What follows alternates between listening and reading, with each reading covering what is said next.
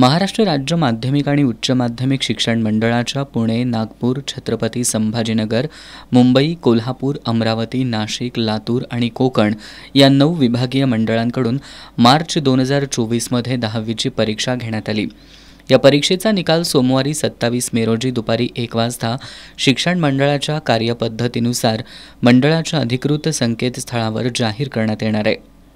maharesult.nic.in, sscresult.mkcl.org, sscresult.mahasscboard.in, results.digilocker.gov.in, results.targetpublications.org या संकेतस्थळांवर 10वीचा निकाल पाहता येणार आहे।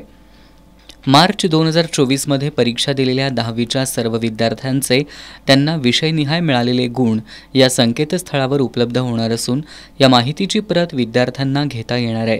maharesult.nic.in या संकेतस्थळावर विद्यार्थ्यांच्या निकालासोबत निकालाबाबतची इतर सांख्यिकी माहिती उपलब्ध असणार आहे। तसंच mahasscboard.in या संकेतस्थळावर शाळांना एकत्रित निकाल उपलब्ध होणार आहे।